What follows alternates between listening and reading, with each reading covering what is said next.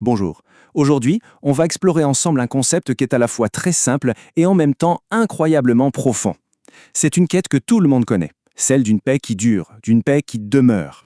C'est une bonne question, non? On se la pose tous à un moment ou à un autre.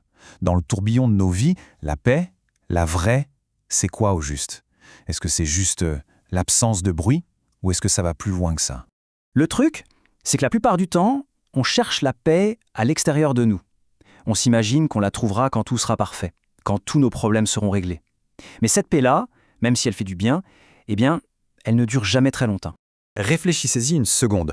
Ce sentiment de soulagement après avoir rendu un projet hyper stressant, le calme absolu quand la maison est vide, ou la tranquillité sur une plage. Ce sont des moments géniaux, c'est sûr, mais ils dépendent à 100% de ce qui se passe autour. Et dès que le bruit revient, ou qu'un nouveau défi pointe le bout de son nez, hop, la paix s'envole. Et s'il existait une autre sorte de paix, une paix qui ne serait pas le résultat de nos efforts pour tout contrôler, mais qui serait plutôt un cadeau.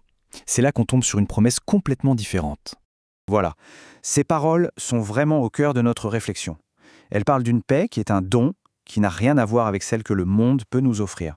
C'est une promesse qui vise directement le cœur. Et c'est ça le point clé. Ce n'est pas quelque chose qu'on doit mériter ou qu'on doit construire en ayant une vie parfaite. Non, c'est présenté comme un cadeau, inconditionnel, accessible peu importe ce qu'on traverse. D'accord, alors creusons un peu cette distinction. Pour vraiment saisir ce qu'est cette promesse, il faut comparer les deux, la paix que le monde nous donne et celle qui nous est offerte ici. La différence est saisissante. D'un côté, on a une paix super fragile, qui dépend de ce qui se passe. De l'autre, une paix solide, qui vient de l'intérieur. La paix du monde, c'est être calme quand tout va bien. L'autre paix, c'est être calme même si tout va mal. Il ne s'agit donc pas d'une absence de conflit, mais plutôt de la présence d'une certitude, tout au fond de soi, qui nous ancre. Pour se faire une image, c'est comme l'océan.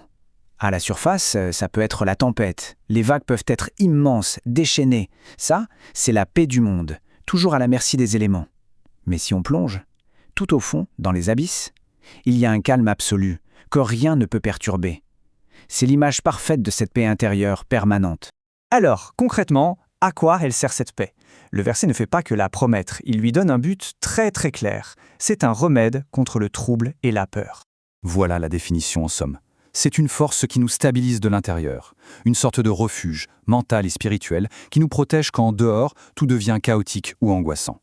Cette paix est donc la réponse directe à notre anxiété, à nos doutes, à nos inquiétudes. C'est une invitation à laisser ce calme intérieur prendre le dessus sur les émotions qui, parfois, nous paralysent.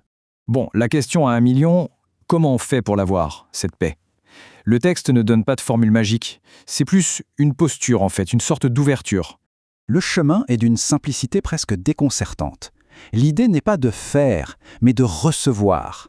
Le premier pas, c'est l'humilité de reconnaître qu'on ne peut pas la fabriquer nous-mêmes, cette paix. Et le deuxième, c'est un acte de confiance, croire que cette promesse est vraie et qu'elle est pour nous personnellement. C'est un point hyper important à comprendre pour finir. La promesse, ce n'est pas une vie sans tempête. Jamais. C'est la promesse d'un ancrage solide, au cœur même de la tempête. C'est la capacité de traverser les épreuves avec un cœur apaisé. Et on termine sur cette invitation qui est si puissante. Peut-être que la paix véritable, ce n'est pas une destination qu'on doit atteindre, mais une présence qu'on doit accueillir. Une quiétude qui nous est offerte, là, maintenant, avec cette simple parole, que votre cœur ne se trouble pas.